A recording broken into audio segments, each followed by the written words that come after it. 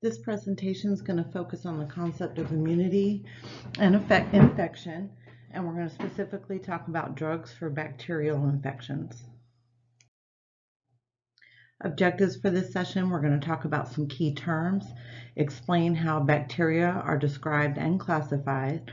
We're going to use specific examples, and we're going to talk about resistance. We're going to identify the role of culture and sensitivity testing. We're going to talk about factors that can affect the success of anti-infective therapy. And we're going to focus on prototype drugs as always, and then ultimately the nursing process and patient education. For purposes of this course, we're going to focus on 4 specific classes of antibiotics, and we will not discuss medications related to anti-tubercular medications. Pathogens are organisms that can cause disease. These can be bacteria, viruses, fungi, intracellular or multicellular organisms. And ultimately what they do is they bypass the body's defenses. They can cause disease in 2 ways. One, by their invasiveness, which means that they divide rapidly to overcome and cause direct damage to the body, or by the production of their toxins. And please know that very small amounts of these toxins can disrupt normal cell function. When we're talking about pathogenicity, we're talking about the organism's ability to cause the infection, and virulence is the ability of a microbe to produce disease when present in small numbers. There are many basic shapes when we're talking about pathogens. They could be bacilli, which are rod-shaped, cocci, which are spherical, and spirilla, which have a spiral shape.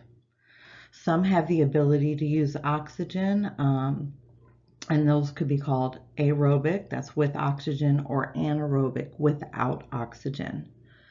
Cell walls can be of different sizes.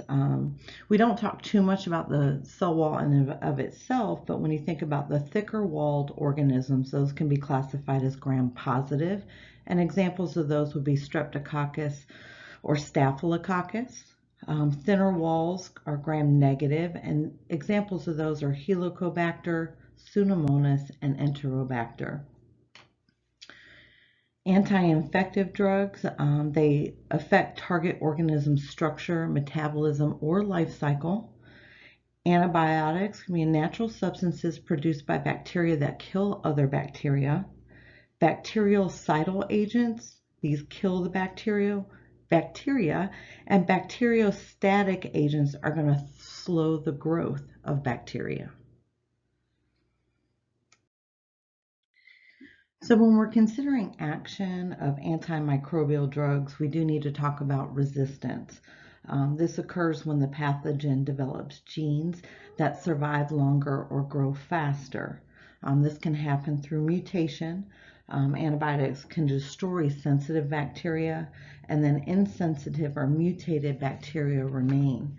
Mutated bacteria then multiply with less competition. Mutations can be random. They can occur during the cell division. They may harm or help the bacteria. And again, the mutated bacteria is going to begin to multiply. The bacteria is going to then pass on this resistant gene to others. It kind of happens with widespread use of antibiotics. And please know that antibiotics do not cause the mutations. Rather, the resistance, it gets worsened by over the counter, but over prescription of antibiotics. And this is going to result in a loss of antibiotic effectiveness. So when we're thinking as nurses, we need to know that we need to prescribe only when necessary, or the provider will. And then long-time use also increases resistant strains. It's very common for healthcare-associated infections to become resistant. Prophylactically, antibiotics can be used in some cases to prevent infection, and we're going to want to do this mainly for clients that are having dental procedures that have heart valve issues, and you'll get a little bit more of that later as you progress in the program. Nurses, most importantly, we should instruct our patients to take the full doses of antibiotics. When we're talking about antibiotics, we got to be careful with our selection, and we also need to know what a culture and sensitivity is. Essential selection of antibiotics is extremely important, and you want to use that culture and sensitivity. You want it ideally done first, but this may not always be the case. We only need to give what's practical or needed, and it's in effect to provide effective pharmacotherapy and also to limit adverse effects.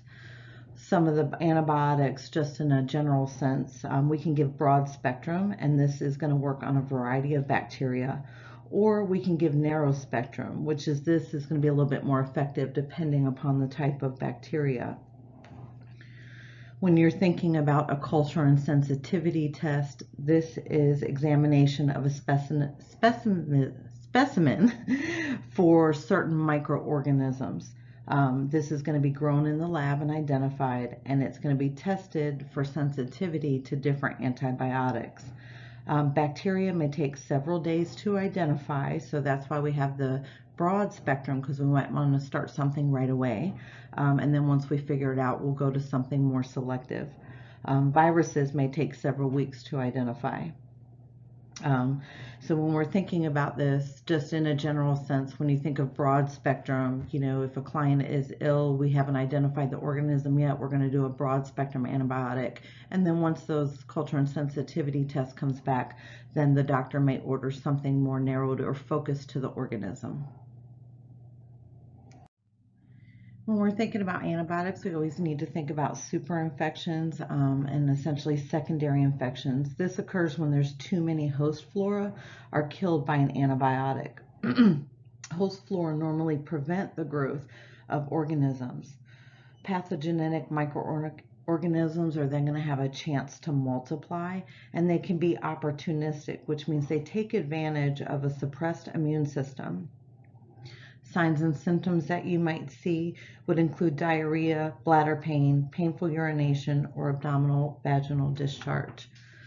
There's many factors that can influence the choice of antibiotics, one being the host, or the host being your patient.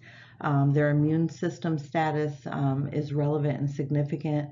The condition at the infection site, whether it be localized and then possibly systemic. Allergic reactions come into play because many antibiotics cannot be given if there's a known hypersensitivity reaction. The client's age is important. Again, always thinking about our geriatric population and our very young little babies. Pregnancy is always something to consider, especially with antibiotic therapy, because you want to understand, those medications that can transfer through the placenta. And then genetics sometimes play a role. All right, so there's many classes of antibiotics, and we, for purposes of this course, are going to focus on 4 specific classes, those being the penicillins, cephalosporins, aminoglycosides, and fluoroquinolones. So let's start our first prototype drug off with penicillin. One common is penicillin G. These work by killing bacteria by disrupting their cell walls.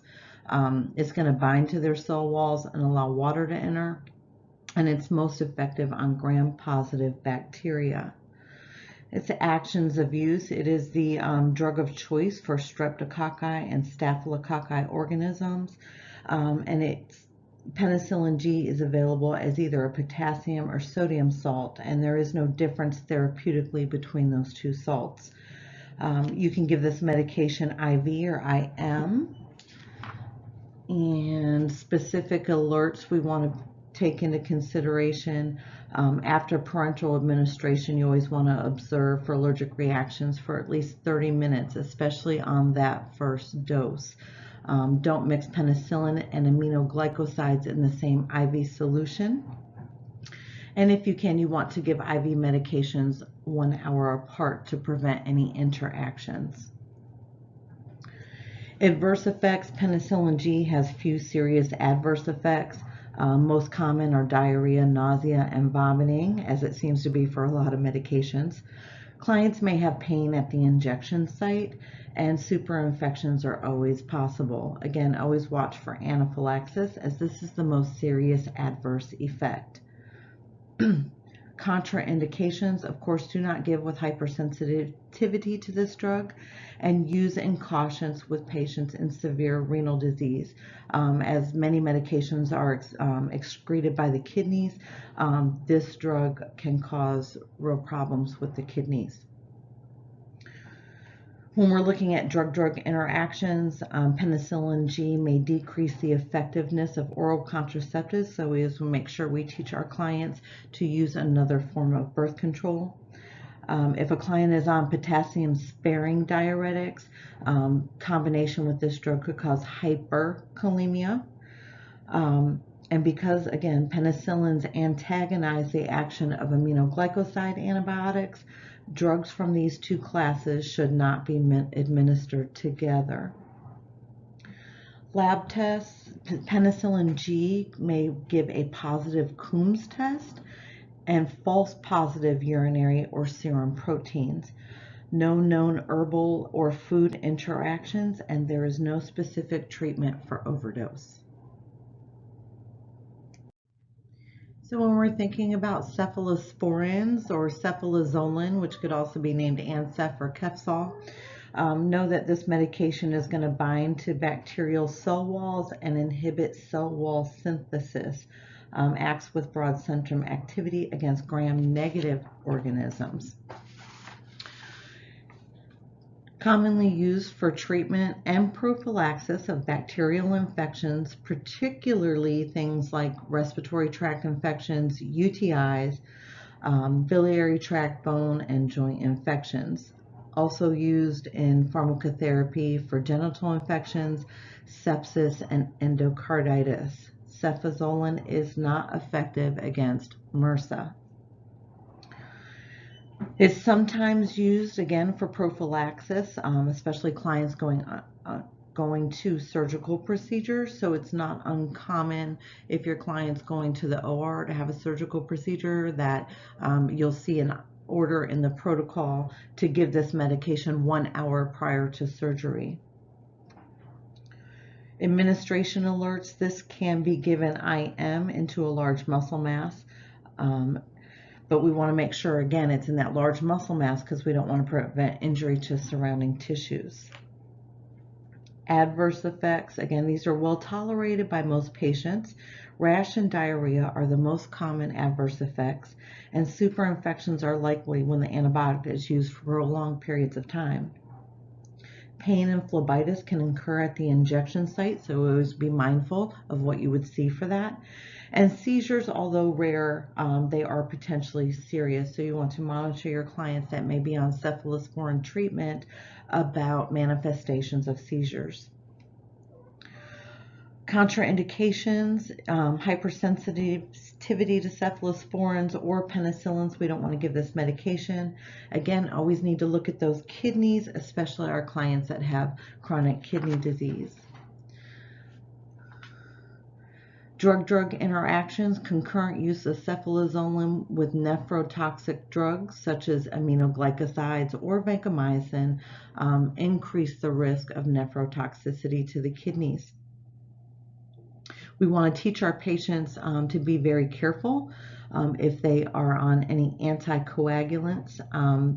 The effect of heparin and warfarin can be increased if given with this medication, which then subsequently puts our clients at risk for bleeding and the nursing process diagnoses for that. This can also give a false positive for the Coombs test. There are no herbal or food interactions, and there is no specific treatment for overdose. All right, so aminoglycosides, gentamicin, pretty common one that you use in practice. This is going to inhibit bacterial protein synthesis. Primarily used for treatment of serious systemic infections. So we'll talk about more about sepsis in your capstone course. It's more toxic than other antibacterial classes and has systemic adverse effects that are serious. Again, gentamicin is broad spectrum, and can be used in urinary, respiratory, nervous, or GI infections when less toxic antibiotics are contraindicated. So really, we don't want to put an aminoglycoside on first. We want to try something that has less adverse effects, but if it's contraindicated in a client or they're hypersensitive to something else, it wouldn't be uncommon to see this being used. Gentamicin is effective against a few gram-positive bacteria, including some strains of MRSA. This drug is not absorbed by the oral route. You can give it IV, again, into a large muscle. It can also be given IV, but we want to make sure that the medications, whether we give them IM or IV, that they're clear and colorless, but they may be slightly yellow. Make sure you discard any discolored solutions or any solutions that may have some particulate matter in it. This particular medication needs to have serum levels done, so we want to be careful that we're looking at those levels. So we don't want to give the medication if it is outside of those levels. And we're not going to get too specific for it, but right now what I want to do is just start introducing you that some medications will have levels that we need to look at, and we don't need to give those medications if they're outside those levels.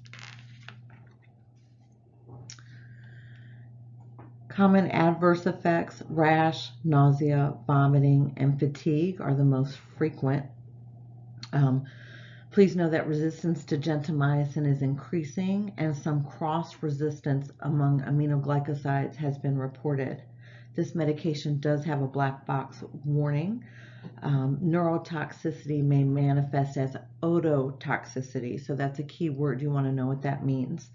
Other signs of neurotoxicity include paresthesias, muscle twitching, and seizures. You want to make sure you're mindful of concurrent use with other neurotoxic drugs and to avoid this. Respiratory paralysis is possible, and this medication may cause severe neuromuscular weakness that may last several days. Again, nephrotoxicity, it's with this, you always got to think of the kidneys, especially if someone has reduced kidney function. And how you would see reduced kidney function is that a client may be oliguric, excuse me, have protein in their urine, possibly elevated bun and creatinine levels. So when you're looking at kidney function, the two labs that you need to look at that are a mainstay with kidney function are bun and creatinine. If you have a client that is chronic kidney failure or chronic kidney disease, you want to be very mindful with the use of this medication. This medication is contraindicated, again, with hypersensitivity and those with renal function or impairment. Remember, go back to ototoxicity. That's having to do with the hearing loss. So if a client already has a pre-existing hearing loss, we want to be very, very careful.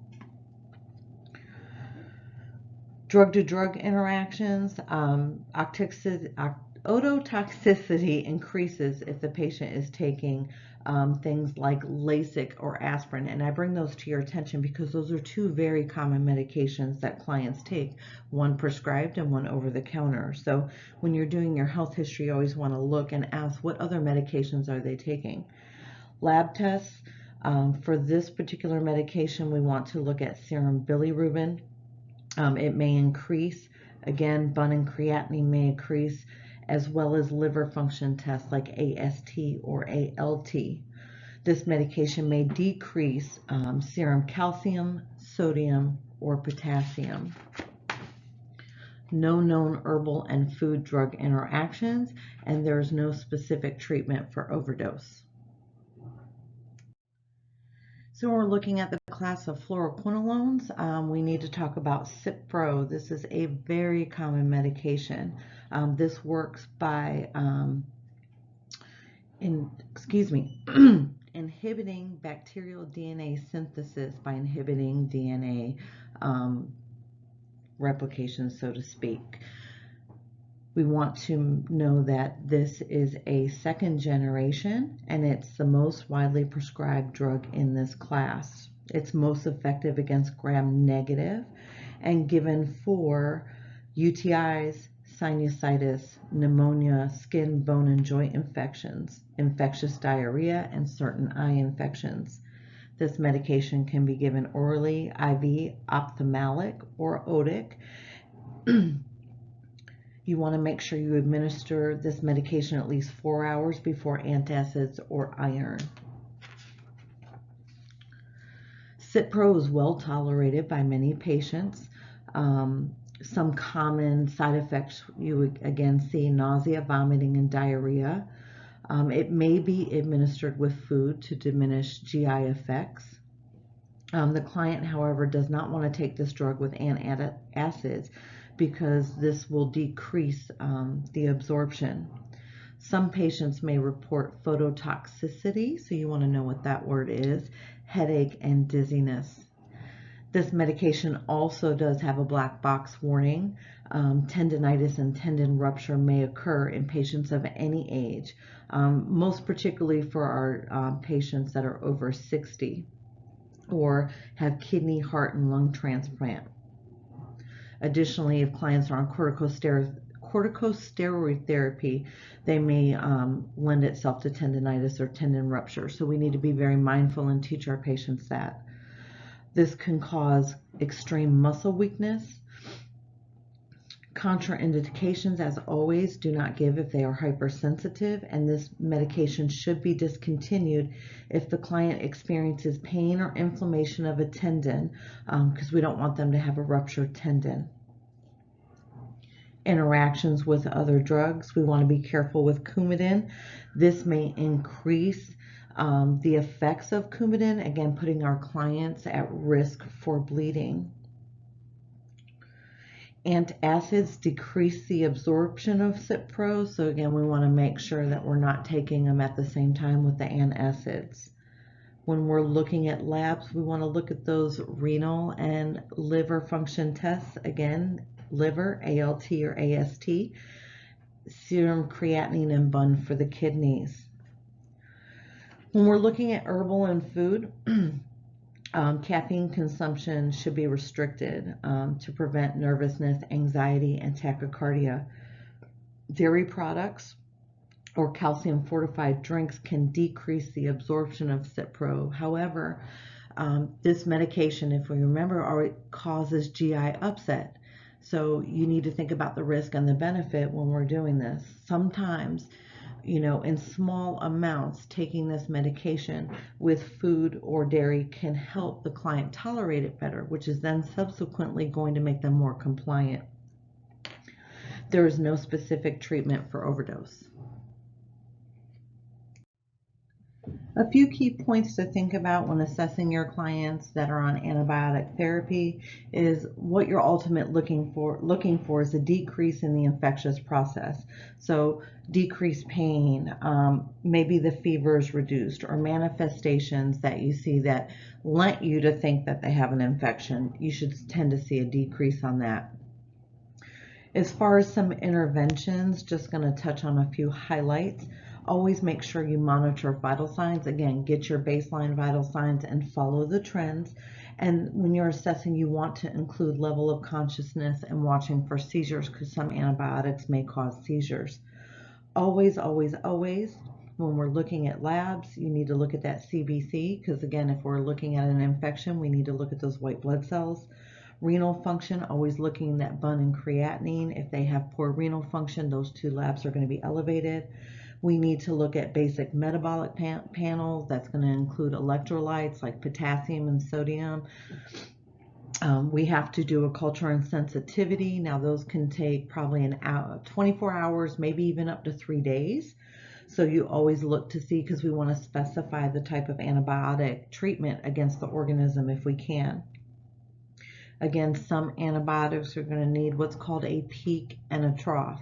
That's when the med is at its highest level and at its lowest level. So as you become more familiar in your practice with specific antibiotics, there are some meds that are going to require a peak and trough. As always, first dose, watch for anaphylaxis. If your client has never had it before, stay with them for 15 minutes, watch them, take a set of vital signs, maybe 15 minutes later take another set. We need to make sure we monitor for a thing called Stevens-Johnson syndrome with some antibiotics. This could be a red or purplish skin rash or blisters. Always looking for super infections. Maybe we have a localized infection that we're doing antibiotic treatment for, and then it goes into the body and gets into the blood and becomes overwhelming. If that happens for a client, just forward thinking to some of your future courses, when it starts to overwhelm the body, it is very, very hard to control. We need to look at GI effects for some of our antibiotics, and then also watch for neurotoxicity and ototoxicity. Key notes for teaching and education for clients in relationship to antibiotic therapy. We always want to make sure we teach them when to notify the doctor. So if they have no change in their fever or no change in their signs of symptoms, or there's a change in their level of consciousness, especially for signs and symptoms and fever, if it goes longer than 3 days, they need to call the doctor and they need to get a follow-up. It's quite possible maybe the antibiotic is not working appropriately. Always teach your clients to take the entire dose and not to share meds. So kind of what happens is you feel really, if anybody's ever had strep, just think about this. You feel horrible. And then you finally go and get on antibiotic treatment. And within 24 hours, you're like, oh my gosh, I feel so much better. Maybe a day or two later, you're like, I'm good. And then you reserve that antibiotic, either due to you feel better, or maybe you don't want to use it all up and save it for next time. So we don't want to do that, because that can develop into other resistant strains. As always, if a client's going to be on long-term antibiotic therapy, they are going to need to get periodic lab work. Please let your patients know they need to report anything like jaundice, which is going to show liver dysfunction. Abdominal pain can also go in there, tinnitus, or vertigo.